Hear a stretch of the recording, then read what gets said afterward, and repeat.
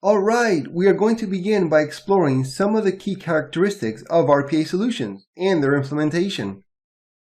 Overall, the key feature or characteristic of robotic process automation is to be able to automate tedious, repetitive, and mundane tasks.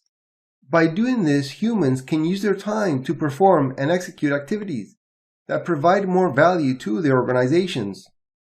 However, sometimes organizations tend to believe that there are other more important reasons than this one. Some secondary reasons, not the most important reasons of course, to use RPA that organizations believe in is that if they use RPA, they will be using the latest technology and will be on the cutting edge of computing. To some extent this is true, but that shouldn't be considered a primary driver of adopting RPA within the organization.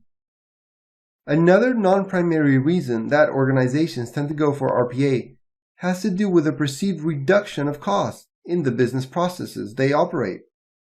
And although again to some extent that can be the case, it should not be the primary driver of the decision to implement RPA, but a byproduct of that. Last but not least, organizations look to RPA to achieve greater efficiency in their business processes. This is also a byproduct of implementing RPA. Although most business processes are suitable for RPA, not all of them are a good fit. Let's explore some of those. There are a group of processes that I would describe as the worst possible fits for RPA. One of them are compute-intensive processes. For example, if you're trying to unravel the quantum physics equations of a black hole or count the number of stars in the Milky Way, you'll need a lot of computational power, and that's certainly a very bad match for RPA. Of course, these are extreme examples.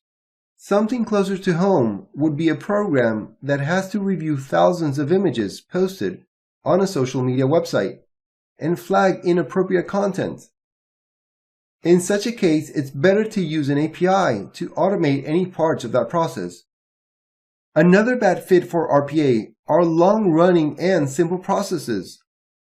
These are not compute-intensive processes, but yet they can take a long time to execute and finalize. Finally, another type of process that is not suitable for RPA are highly geo-distributed processes. And this is logical, because processes that are a good fit for RPA are executed on the same location.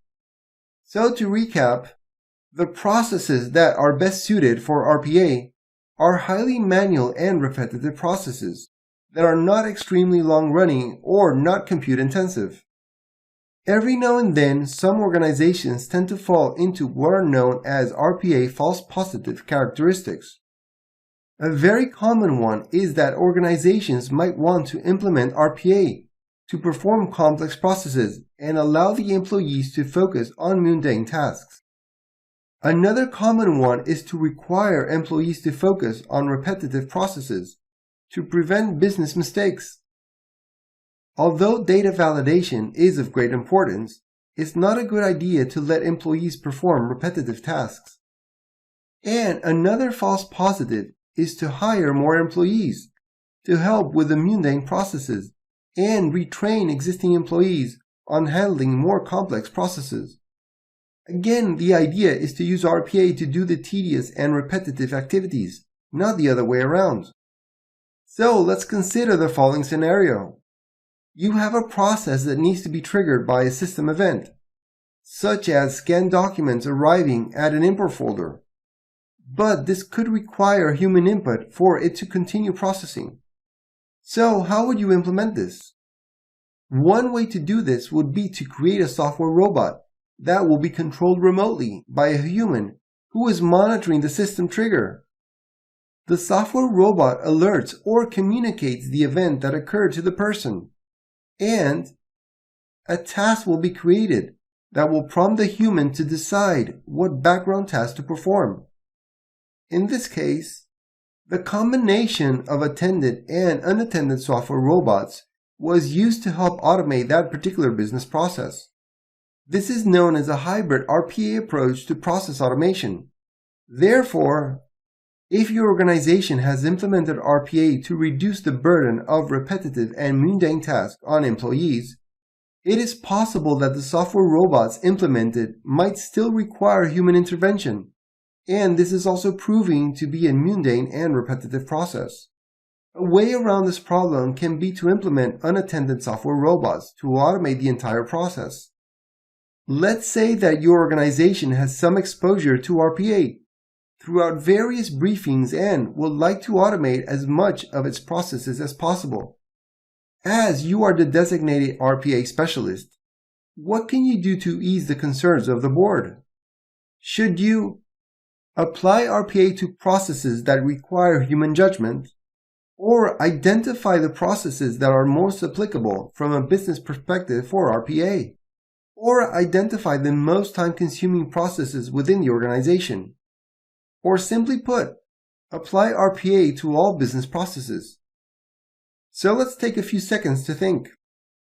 If your response is this one, well done. If not, don't worry. There's still a lot to cover, and you'll understand later why this is the best option.